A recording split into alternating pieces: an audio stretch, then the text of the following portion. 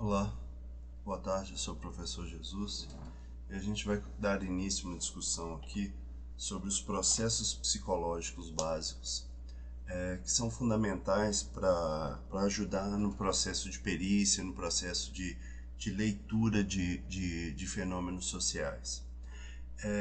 Esses processos psicológicos básicos eles vão passar pela sensação e percepção, atenção, memória e emoção. Nessa aula a gente vai discutir esses três primeiros, esses quatro na verdade, sensação e percepção, atenção e memória. Nós vamos dar início promovendo uma discussão sobre o que é consciência, né? Então, como que se organiza a nossa consciência e quais as alterações que podem existir na nossa consciência. Quando eu começo a identificar a consciência, eu consigo identificar como que as informações chegam no meu cérebro e como que eu vou selecionar essas informações. Então, a gente tem um exemplo aí do sono, a gente tem um exemplo da meditação, a gente tem um exemplo do famoso devaneio, quando a gente está aqui o nosso pensamento vai longe, que são algumas alterações da consciência. Mas a pergunta é, o que é consciência? A gente usa a palavra consciência de uma forma muito cotidiana, muito habitual e que não diz com o conceito, né, real e científico de consciência. Então eu posso falar lá que eu estou com a consciência limpa, essa pessoa não tem consciência, então como uma relação quase de moral, uma relação que não condiz muito com essa nossa realidade que vamos estudar aqui. Quando a gente fala em consciência, etimologicamente, a gente vai ter uma divisão nessa palavra, né, que é consciência, estar ciente de alguma coisa. Então, eu tenho um conhecimento daquela coisa. Na perspectiva psicológica, a gente vai ter a consciência com um campo mental que a gente recebe as nossas informações, né? Então, onde o indivíduo se dá conta dele mesmo e do mundo que o cerca. Então, isso vai acontecer na nossa cabeça. As coisas, o mundo existe no nosso cérebro. Se ele tem uma boa formação, eu vou receber as informações e vou organizá-las. Isso é a nossa primeira percepção. Isso é a introdução que a gente vai falar, que é a consciência, né? Então, onde o indivíduo se dá conta de si e do mundo, o indivíduo percebe o seu mundo interno diretamente na consciência. E ali ele também se percebe como um eu, como um indivíduo. É através da percepção pela sensorialidade, ou a senso-percepção, que chega à consciência, o indivíduo também percebe o mundo externo, na consciência. É isso que chamamos de dar-se conta. Então, o que ele está querendo descrever aqui para a gente? Que, olha, é através das informações que eu recebo do mundo que eu vou organizá-los. É através das sensações, né? Chegam informações e podem ser informações através do tato, informações visuais, auditivas. Eu vou receber sensorialmente e vou perceber essas informações, vou dar um sentido para elas. Isso que a gente chama de senso-percepção. Essa articulação se define no campo da consciência. É esse campo mental que vai definir a realidade para a gente. A consciência, segundo Myers, ela sofre um processo dual, que existe uma relação consciente e uma relação inconsciente. Esse desenho aqui ele serve para descrever um pouco isso. Então, existem as coisas que a gente percebe do mundo, que estão aqui do lado de fora, que vão chegar conscientemente, e existem algumas informações que são elaboradas no nosso inconsciente. A gente pode dizer que aqui vai estar, no campo da consciência, vai estar articulando direto as sensações, a forma como que ela chega, e aqui a forma como ela é elaborada. A gente pode dizer aqui que entre essas duas, a gente pode definir também aqui como um subconsciente, como um limiar para essas duas articulações aí que vão ser esse processo dual entre consciente e inconsciente. É importante até a gente entender esse terceiro, esse limiar ali inconsciente, para a gente entender também as famosas alterações da consciência. Então vamos lá. Quando um aluno normalmente está em sala de aula, lá olhando para o professor, mas está olhando e de repente o pensamento dele vai lá no carnaval do ano passado, vai lá em um monte de coisas que ele está fazendo, de repente está longe. Isso é que a gente vai falar sobre devaneio, que é essa alteração da consciência através da memória. Existe uma fuga ali de informações, então você está ali, mas você não está. Você está olhando lá para a aula, mas você está longe, você está tendo um devaneio. O estado de sonolência é outra alteração da consciência, né? Quando nós deitamos e dormimos, a gente não vai ter o controle das informações que a gente está recebendo ali. A sonolência é quase lá no campo do inconsciente, já é uma outra organização do nosso campo mental. Então eu não deito e falo assim, olha, eu vou sonhar com isso, com isso, com isso. É uma alteração da consciência, uma outra organização que vai acontecer no campo dos sonhos, da sonolência. Os sonhos também são essa alteração clara. Então a sonolência, eu não falo agora eu vou dormir, deixei de dormir. Eu tenho uma alteração ali quase espontânea. E o sonho também é esse outro tipo de alteração dessa organização lá, que vai acontecer de forma variada, vai acontecer de forma com o contexto do seu dia, um monte de informações que daqui a pouco eu vou falar um pouco melhor. A gente vai ter também, por exemplo, a alucinação. Quando vamos ver aqui quando eu uso algum tipo de droga, eu posso ter uma alteração da consciência. Então eu uso LSD e aí começo a enxergar outras coisas, outras cores que não dizem qual é a realidade. O interessante da consciência que ela tem um limiar social, que é muito interessante, assim, que é o limiar que a gente vai falar às vezes do campo da saúde mental. Imaginem que eu chego em sala de aula e começo a ver uma imagem pintada na parede lá no fundo da sala.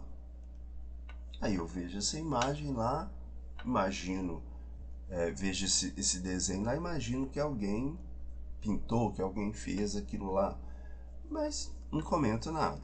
Então, ok, tá lá.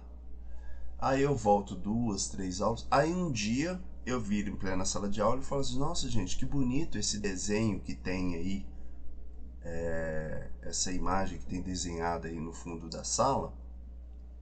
E aí os alunos vão olhar para aquela parede que não tem imagem, porque ela está na minha cabeça, e vão falar assim, professor, não tem nada ali não.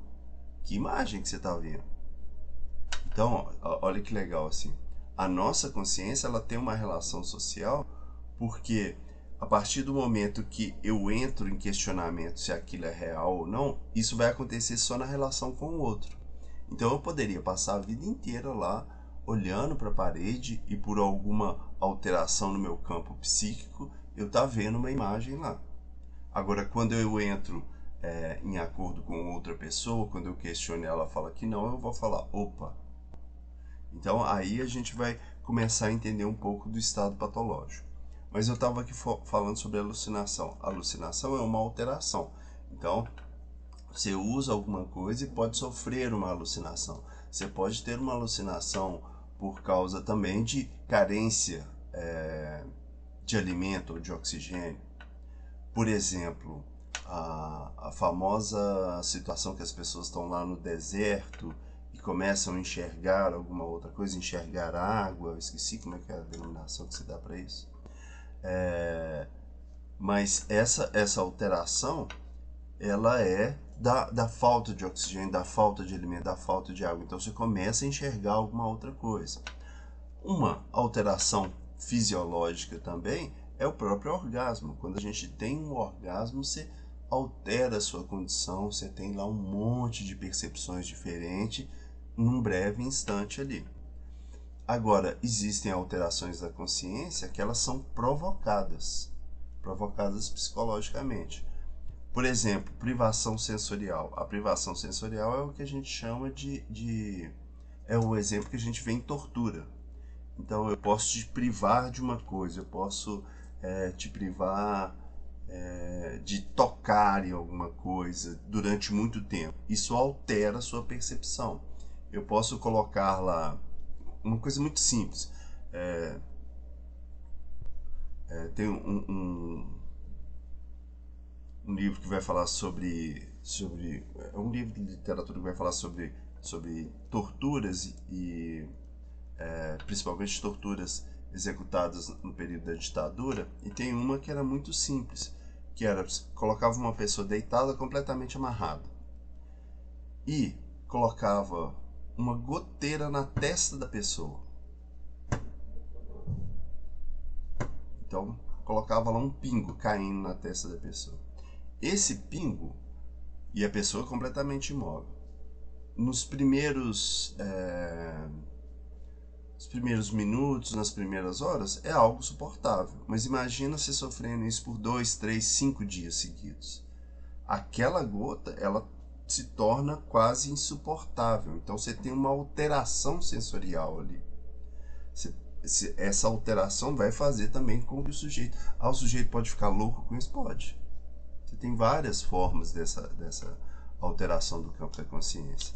Outra alteração provocada é a hipnose, que é você vai sugestionar o sujeito a entrar em outro estado. É quase um estado de sonolência, né? É quase ali o sujeito está, então quando o sujeito entra na hipnose, você sugere para ele, você faz com que ele entre num estado que é o que a gente vai falar do subconsciente. Ele nem está na consciência, também ele não está no inconsciente, ele está no limiar ali. Então o sujeito fica ali, nossa, e aí ele vai respondendo sem muita elaboração daquilo que ele está fazendo. Normalmente as pessoas pensam, como é que acontece a hipnose? Então assim, ela não acontece para todo mundo da mesma forma. Tem pessoas que são mais sugestíveis, tem pessoas que não são sugestíveis. Se a pessoa não quiser, ela não entra no estado de hipnose, mas é uma indução. Imagina, por exemplo, quando a gente tem filho e coloca o filho dentro do carro quando ele é criança para ir dar uma volta e ele dorme, o que faz com que a criança entre naquele estado de sonolência é o barulho constante do motor. A gente mesmo, quando a gente entra dentro do ônibus, o barulho constante faz com que a gente entre nisso. Então você entra naquele estado ali e começa a responder ou não. O sonambulismo é um exemplo interessante para a gente entender um pouco como que a hipnose acontece. Quando o sujeito está sonâmbulo, ele está lá acordado, mas não está acordado. Não é assim que acontece? Então o sujeito está andando lá, está fazendo algumas funções, mas ele não vai lembrar daquilo. Ele está lá no estado de sonolência. Alguém pediu para ele fazer aquilo? Não. Ele fez aquilo por causa de um automatismo do seu corpo. Então ele vai lá, é uma pessoa normalmente criança, elas têm muito esse estado. Então o sonambulismo, ela é muito agitada, ela responde quase na mesma condição quando ela está dormindo. Ela fica ali no limiar. Ela sabe fazer as coisas, mas ela não sabe de uma forma muito clara. E é algo, às vezes, extremamente perigoso. A gente viu exemplos aí de pessoas crianças que caem de prédio, que sofrem acidentes por causa desse estado do sonambulismo. A hipnose, eu vou conseguir induzir o sujeito. Eu vou conseguir, através da atenção, eu vou focar a atenção dele até ele entrar naquele estado subconsciente e começar a responder um monte de coisa. Às vezes o aluno pergunta, é verdade hipnose? Não, hipnose é verdade. A meditação, ao contrário da hipnose, não é uma indução externa, não é alguém que te induz. A meditação é você mesmo que se induz a chegar num estado diferente de consciência. Então, através de treinamento, de organização, de conhecimento do próprio corpo, de respiração, você vai fazendo a alteração da consciência. Então, olha aí, a gente tem estados que ocorrem espontaneamente, estados de alteração da consciência, então devaneios, sonolência, sonhos. Então, Eles acordam espontaneamente. Eu entro no devaneio espontaneamente, o meu pensamento vai fugindo. A sonolência, eu tô lá, por mais que eu queira, eu começo a dormir. O sonho, a mesma coisa, né? Ele é um estado espontâneo. Agora, estados provocados, alucinação, eu vou lá e uso algum tipo de droga, o orgasmo pela excitação, a ausência de oxigênio de alguma coisa, a mesma coisa, já estados provocados. Primeiro aqui são provocados fisiologicamente, o terceiro aqui provocados psicologicamente. Então, a privação sensorial, que eu dei o exemplo da tortura, a hipnose e a meditação. Então, são todas condições de alteração da consciência. Para que serve isso aqui? Para a gente entender que a consciência é esse estado que eu recebo as informações do mundo e traduzo. Recebo as informações do mundo. Como que eu recebo? Sensação. Então eu estou recebendo, vocês vão receber através da audição, vocês vão receber através da visão as informações do mundo. Vocês recebem essas informações, sensação, e aí, de acordo com a percepção, de acordo com a história que vocês têm, de acordo com os conhecimentos que vocês vão tendo, vocês vão transformando isso numa percepção do mundo. Essa junção, sensação e percepção, está no campo da consciência. Então você está lá organizado, no campo da razão, da informação. Só que esse campo mental, ele pode sofrer alterações entre consciência e inconsciente, entre condições provocadas para essa alteração, tanto através de substâncias fisiológicas quanto através de substâncias psicológicas.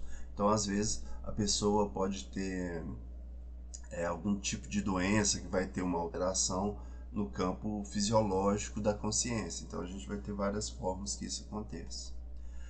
O sono, como eu já falei, ele tem um papel protetor da evolução humana. Isso é extremamente importante. O sono serve para organizar a nossa memória e as nossas informações. Então, o que ele faz? Ele entra num estado de não funcionamento para organizar mentalmente aquelas informações. Ele recupera o seu organismo. Ele vai redistribuir as informações. Então, eu sempre comento isso com o aluno. Deixar de dormir é um erro fatal para a memória. A memória ela precisa do sono. E o sonho, a gente pode imaginar o sonho quase como um preserva-tela. O sonho, ele está lá cheio de imagens e fantasias, mas a função dele é preservar o seu cérebro de continuar pensando. Imagine que se você deita para dormir, e aí deita e continua pensando nas suas contas, no seu relacionamento, o seu cérebro nunca ia parar, ia ter um desgaste mental muito grande. Então a função do sonho qual que é?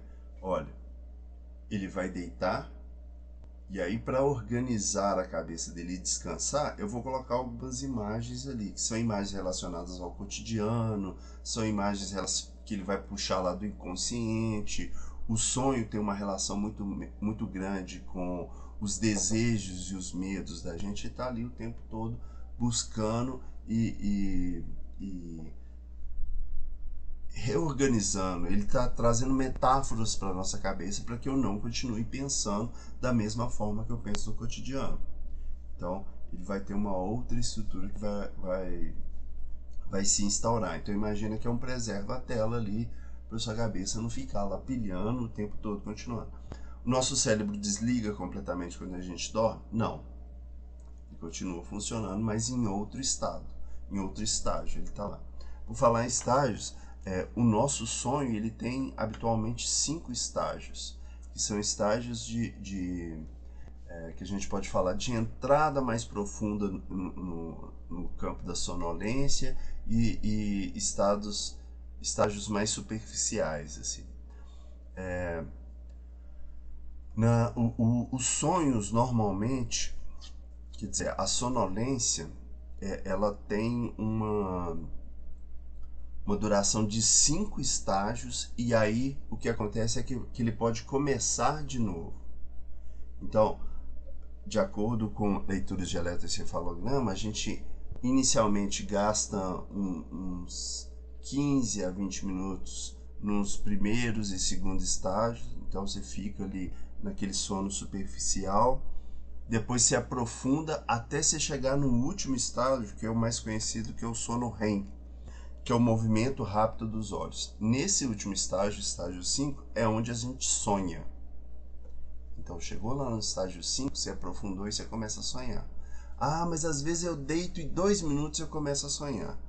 Pois é, isso vai ter variações de acordo com o cansaço, de acordo com a situação. Isso aí a gente tem milhares de possibilidades. E sem falar que o tempo, e aí o tempo do inconsciente não é igual ao tempo da nossa realidade. Aí vocês vão me perguntar assim, como assim, pessoal? Não entendi. Então vocês já viram que às vezes a gente sonha e o nosso sonho parece que aconteceu durante 3 semanas, ele tem uma riqueza de detalhe, parece quase um filme, uma epopeia, aquela coisa gigantesca. E aí quando você acorda, não durou nem 5 minutos, você sonhou profundamente, né? Essa diferença é porque o seu cérebro está em outro estado, então ele vai usar informações do jeito que ele quiser. Então ele vai usar lá da memória, ele vai usar num outro tempo e numa outra velocidade. Então o cérebro da gente tem uma capacidade gigantesca de lidar com essas situações. Uma coisa que eu sempre brinco assim, e sempre falo que o sono de descanso durante o dia ideal, ele é o sono ali de primeiro e segundo estágio. Então depois do almoço você deve dormir 25 a 30 minutos, porque você não entra no estágio de sono REM, no estágio 5, que é o estágio de sonho profundo. Porque quando você entra no sonho profundo é mais difícil você sair desse estágio. Então você vai lá e cochila 20, 25 minutos, 30 minutos e levanta. Ok. Agora se você está cochilando, vai lá e começa a sonhar, você tem mais dificuldade de voltar para a realidade. Então a gente vai tendo essas alterações. Aí as drogas psicoativas são essas substâncias que alteram fisiologicamente a nossa percepção do mundo, a nossa leitura sobre o mundo. A hipnose é essa indução da consciência, né? Então eu vou fazer através de uma interação, através de um outro externo, com que eu tenha essa resposta para a consciência de acordo com outra pessoa. E a meditação já são uma questão de rituais, de exercícios que vai fazer com que eu mesmo controle esse estado de consciência. E aí volto à prática de sala de aula. Os alunos normalmente perguntam, professor, meditação funciona? Esse negócio funciona. É algo muito importante, é algo fundamental para a nossa vida. Só que as pessoas acham que meditação é sentar e que eu vou sentar ali e já vou começar a meditar. Meditação é um exercício. Então, normalmente, você tem que treinar para cada vez mais conseguir entrar no estado de meditação. A meditação hoje, ela já é usada em vários, por exemplo, esportistas, porque ela faz com que o sujeito consiga se concentrar mais rápido. Então, se eu medito, eu consigo, no meio de uma confusão de coisas, organizar o meu pensamento para resolver uma determinada coisa. Isso é o que a gente vai falar do poder da meditação. Então, o sujeito está meditando lá para quê? Não, ele está conseguindo organizar a mente dele. Então, imagina um jogador de basquete. Ele tem que correr na quadra, ele tem que saber a posição das outras pessoas e ao mesmo tempo ele tem que parar a bola e acertar ela num alvo muito específico. Então, um monte de informações. Se o sujeito consegue alterar entre a atenção difusa de várias pessoas, marcadores, outros jogadores, e a atenção que a gente vai chamar de fásica, que é peguei a bola e joguei ela em determinado local, ele vai ter mais qualidade como esportista. Então, os esportistas hoje, skatistas, vários, vão trabalhar para cada vez mais melhorar. A meditação, a atenção é um exercício. A mente da gente precisa exercitar. Vocês vão ver quando a gente chega lá na discussão da memória, é a mesma coisa. Memória é exercício. Ah, professor, mas eu conheço um cara que ele tem a melhor memória, não sei o que, eu vi um programa. Pois é, a memória, ela pode ser exercitada, mas algumas pessoas têm mais facilidade, ok? Mas isso não quer dizer que outras pessoas não vão ter condições nenhuma de desenvolver a memória. Os principais campeonatos de memória, eles são articulados com exercícios. Vamos lá. Outra informação importante aqui pra gente é que nessa relação sono existe um período de organização que a gente vai chamar de ciclo circadiano do nosso organismo. O que é esse ciclo circadiano? Na prática, a gente não tem momentos que a gente sente mais sono. Então, o ciclo circadiano é essa compreensão do desenvolvimento e compreensão que eu preciso preservar o meu corpo em determinado momento em um ciclo completo. Então eu preciso saber que eu preciso dormir, eu preciso saber que em determinados momentos do dia eu posso me sentir mais cansado e depois eu posso me recuperar, em outros momentos eu posso me sentir mais ativo. Então essa compreensão desse ritmo biológico que a gente tem. E óbvio que esse ciclo circadiano ele sofre uma interferência da alternância entre luz e sombra. Então, chega em determinado momento, a,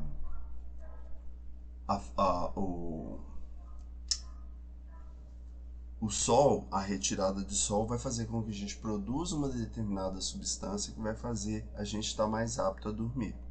Então, lá nos humanos, são importantes na regulagem do sono e também na pressão sanguínea, a produção de urina, secreções hormonais, que é a articulação com o cortisol. Então, o cortisol ele tem essa importância gigantesca nessa organização nossa aí. Então, a exposição da luz, então a partir do momento que tem a ausência da luz, a gente produz mais e tem uma facilidade para outras condições corporais. Voltamos lá para a sensação. Então, olha aqui, a forma, a gente estuda a sensação lá no ensino fundamental, mas aqui a gente precisa entender como que ela funciona melhor e como que ela é importante. Então, habitualmente, grande parte do nosso funcionamento é articulado através da visão, 83%, 11% audição, olfato, paladar e tato. Isso pode sofrer variações? Pode. Pode sofrer variações de acordo com o aprendizado? Pode. Se eu sou um chefe de cozinha, o meu olfato, meu paladar, ele é muito mais qualificado às vezes do que a minha audição, do que a minha visão. Um músico tem a audição muito qualificada. Agora, a visão é o que é mais usado habitualmente, mas isso vai depender do contexto histórico. Então, a sensação, como já falei para vocês, é essa chegada de informação, é a recepção.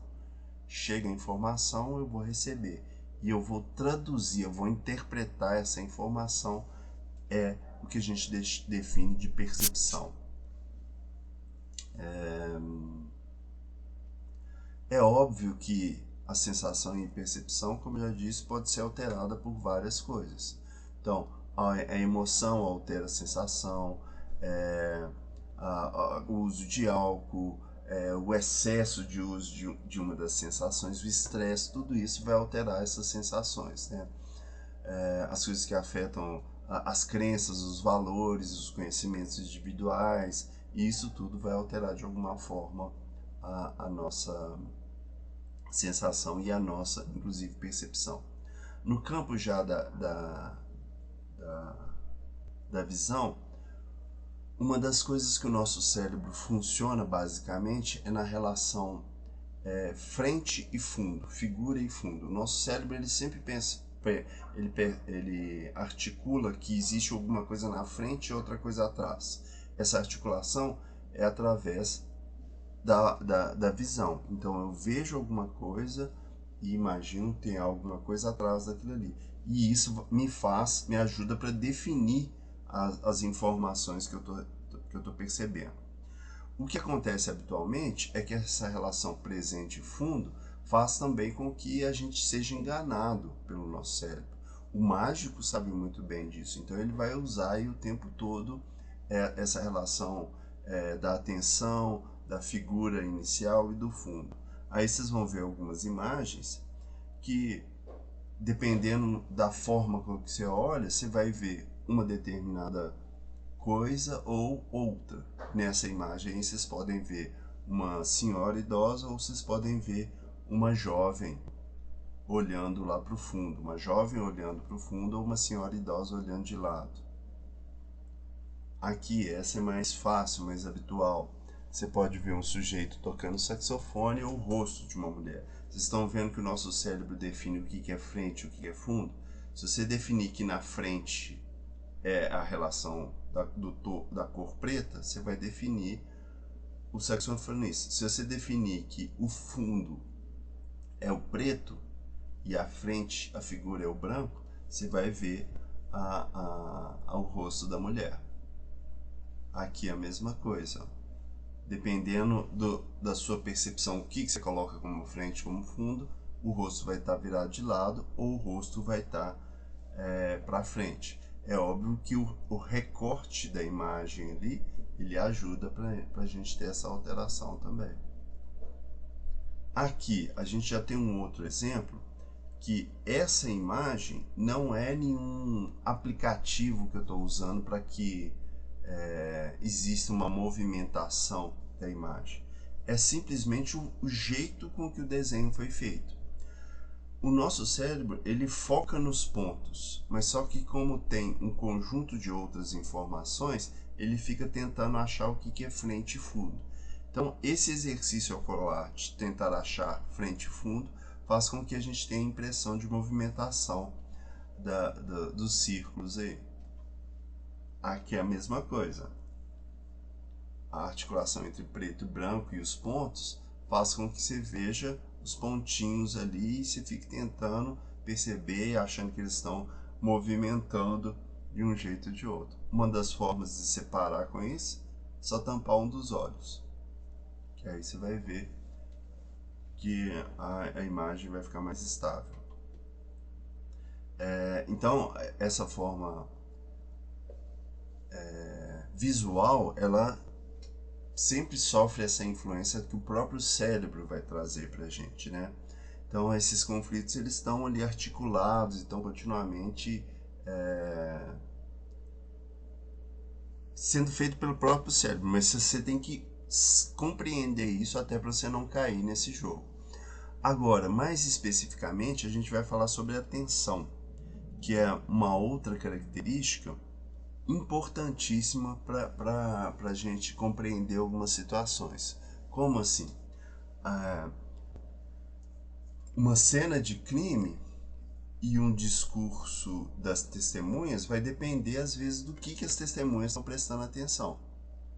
Então, se numa cena de crime você estiver prestando atenção, sei lá, na arma, ao invés do todo, eu posso ser roubado e nem saber que eu fui roubado. Esse quadro que está aí chama Cegueira para Mudança. Ele é um teste que é feito habitualmente, que é muito interessante. Que chega uma pessoa para pedir uma informação para outra. Vocês estão vendo o primeiro quadro aqui. Então chega a pessoa com uma cor de camisa vermelha e com um mapa na mão. Quando ela começa a pedir informação, passa na frente, entre as duas pessoas, um quadro. E esse quadro vai interferir ali e eu posso trocar a pessoa que está pedindo informação, que quem está dando a informação não vai perceber. Você vai falar, como assim? Olha só, o que eu estou querendo dizer. Chega alguém para mim com um mapa e pede uma informação, o meu cérebro vai direcionar a atenção para o mapa e para a explicação que eu vou dar para a pessoa. E aí, se trocar a pessoa que está pedindo informação, que é o teste que é feito, de uma forma rápida, às vezes eu nem percebo, porque a minha atenção está focada em outros objetos específicos. Isso é o que a gente vai chamar de atenção fásica e atenção difusa. Essa discussão de atenção fásica e atenção difusa, ela é muito constante quando a gente vai tirar a carteira, né, de motorista, quando a gente vai tirar a carta, que é quando a gente está dirigindo, eu preciso ter uma atenção em várias coisas, eu preciso ter uma atenção difusa. Em alguns momentos eu preciso ter atenção em uma coisa só, uma atenção fásica. Então, esse conjunto ali, ele é extremamente importante. Mas, ao mesmo tempo, o automatismo faz com que o meu cérebro nem grave um monte de coisa que passa. Então, eu pego o carro para ir daqui lá no Barreiro. Meu cérebro não vai gravar todas as imagens que ele está vendo constantemente, que estão passando ali pela rua. Ele vai ver aquilo ali, vai ter uma atenção difusa. Mas se eu estou dirigindo e de repente passa uma Ferrari do meu lado, eu vou ter uma atenção fásica para aquilo ali. Eu vou inclusive chegar no meu destino e falar, nossa, eu vi uma Ferrari. Eu vi milhões de coisas, mas uma ficou registrada. Essa articulação e atenção difusa e fásica, ela é extremamente importante para isso, assim, para saber o que é que a testemunha está observando, o que ela está percebendo. Eu vou colocar um vídeo aqui para vocês entenderem um pouco sobre isso. Isso aqui é um teste também.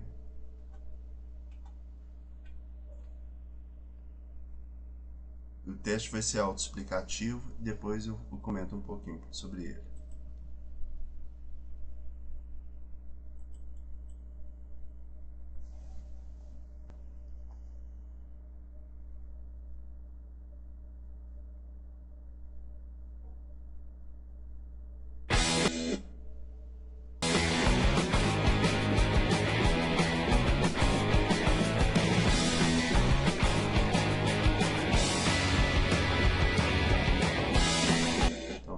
Começar de novo aqui, porque ele travou. Então o teste basicamente é isso, assim, você vai contar quantas vezes, vai ter um grupo de pessoas ali, quantas vezes as pessoas de branco vão jogar a bola uma para as outras, tá? Vamos ver se não... Ah lá, agora eu acho que vai. Quantas vezes os jogadores de branco passam a bola entre si.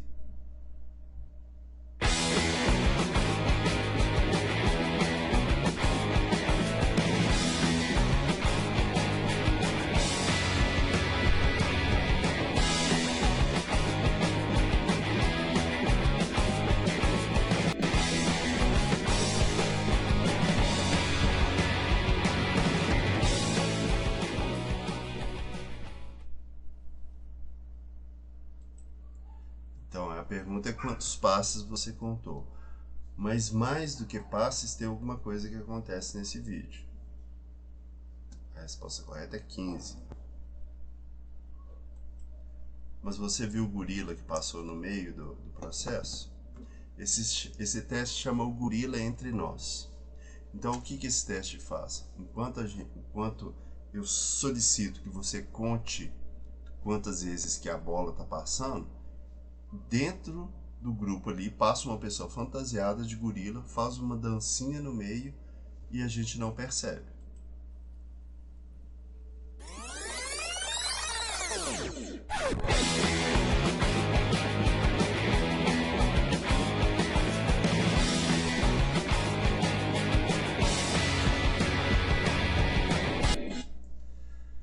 Vocês podem falar, não, o que é isso? Você alterou a imagem, depois vocês olham lá na internet que vocês vão achar esse mesmo teste. Mas isso é algo muito simples, assim, é isso que eu falei que o gorila, que o mágico faz, né? Ele pede para que a gente preste atenção na mão direita, enquanto isso ele está te ludibriando com a mão esquerda, ou com alguma outra situação. Isso é o que a gente vai chamar de foco de atenção. Esse teste é o gorila entre nós. Essa percepção entre atenção fásica e atenção difusa, ela é muito usada também entre agentes da polícia, né? Ou, por exemplo, eu quando trabalhava no programa de proteção, a gente tinha muito isso, assim, que era, trabalhava em dupla, só que uma das pessoas ficavam observando o foco da atenção, o objetivo, Ah, então eu estou acompanhando uma testemunha, eu vou ficar de olho na testemunha. E o outro participante, o outro integrante do programa, ele ficava afastado, prestando atenção na movimentação coletiva. Então, se às vezes eu estou prestando atenção muito em algo específico, eu não consigo prestar atenção no todo. Então, às vezes, esse trabalho em dupla é fundamental.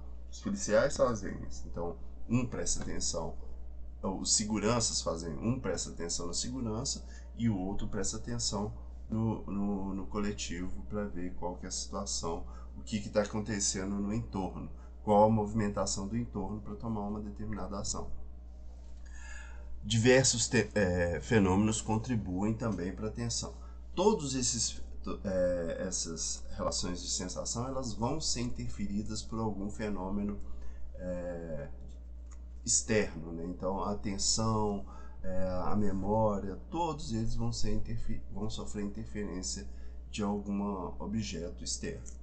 Agora a atenção, às vezes a gente fala muito, eu tenho dificuldade de atenção, né?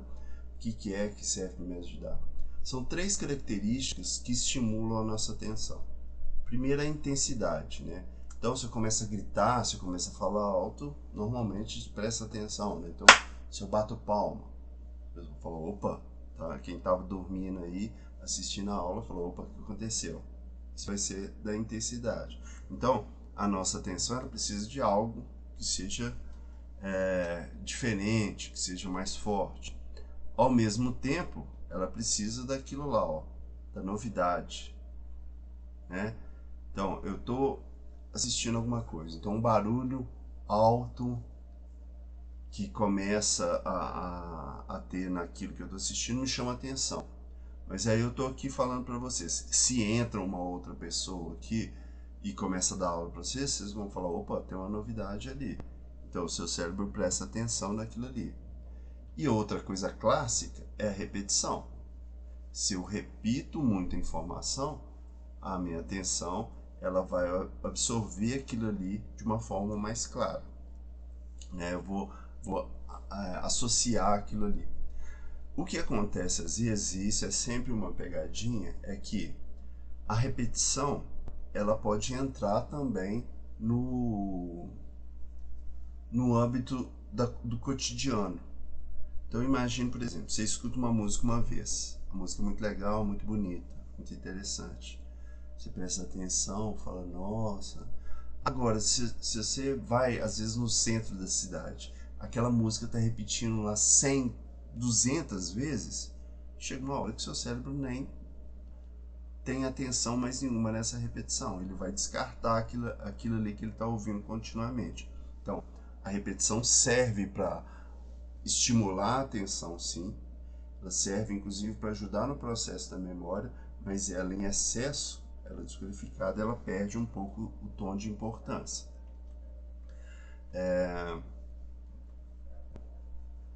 A emoção, ela vai influenciar a nossa atenção? Claro que vai influenciar. Eu sempre brinco assim, se uma mulher decide comprar um salto alto vermelho, ela vai ver salto alto vermelho na rua toda hora. Se um homem decide comprar, sei lá, um Monza verde, você pode ter certeza que no prazo aí de dias ele vai ver um Monza verde circulando aí, mesmo que seja algo raro, porque emocionalmente ele já está envolvido com aquilo, então ele se direciona. Esse âmbito emocional é um fator importantíssimo, né? Então, por exemplo, você termina um relacionamento e aí você vê lá na televisão essa imagem de uma praia de nudismo. Você pode, dependendo das circunstâncias, no meio lá de milhares de pessoas, achar o seu ex-namorado lá, achar alguém que tem um vínculo afetivo ou emocional com você. Então, a emoção, ela vai ajudar muito também no âmbito da atenção. Tanto pode ajudar, quanto pode também atrapalhar, pode interferir. E a memória, ela vai estar aí também extremamente articulada com a informação. É a forma como eu absorvo a informação e como que eu vou usar dessa informação. Então, a memória é tudo que chega e que fica no nosso cérebro de alguma forma, né? Então, Então a memória ela tem essa característica da absorção e da captação. E aí a gente vai ter várias técnicas de memória que são extremamente importantes e que aqui no momento não vai dar para a gente desenvolver muito. Mas aqui, vou dar um salto aqui para vocês verem. A memória ela tem essa articulação de como que eu codifico, como que eu armazeno, como que eu recupero, e o outro ato importante é o esquecimento. Então, existe um sistema de armazenamento e recuperação da informação. Sistema formado por 4 fases. Então, eu transformo a informação que nos chega em representações mentais armazenadas. Chega uma informação. Então, por exemplo, se alguém começa a falar francês, a gente não tem como codificar essa informação para guardar. Então, transformar essa informação vai depender do aprendizado, mas sempre tem uma codificação. Depois que ela chega, ela vai ser guardada.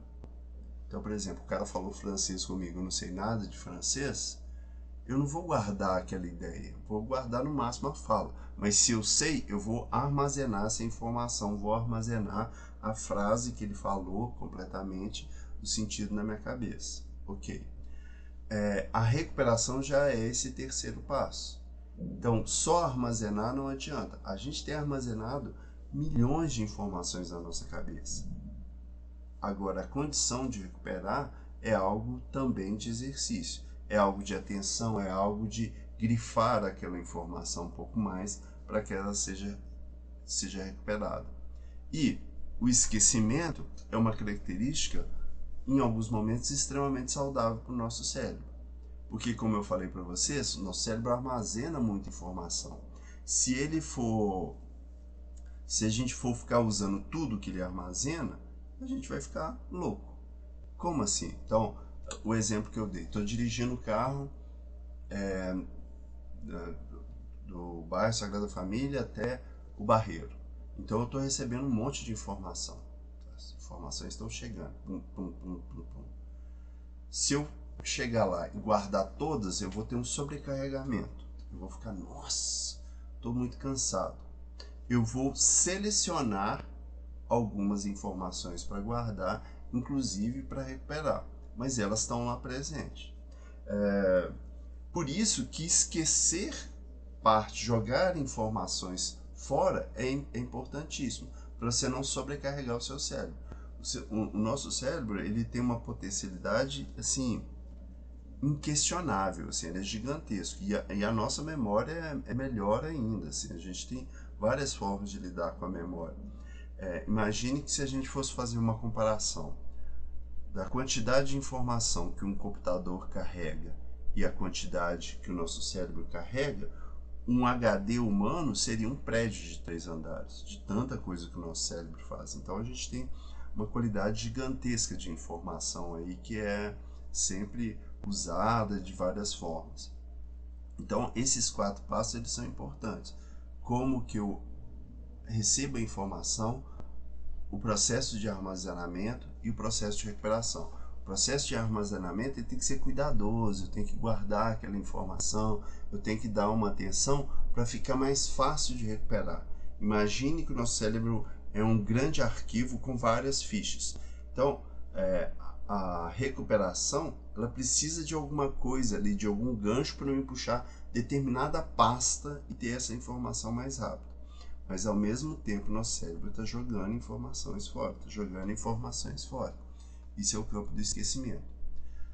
Existem formas também de memória, né? Existem memórias visuais, que a gente vai chamar de icônica, memórias auditivas, que aí a palavra ecoica, memória olfativa, memória tátil. Então a gente tem formas e memórias, modelos de memórias diferentes, né? A gente vai ter o que a gente está chamando aí de memórias sensoriais.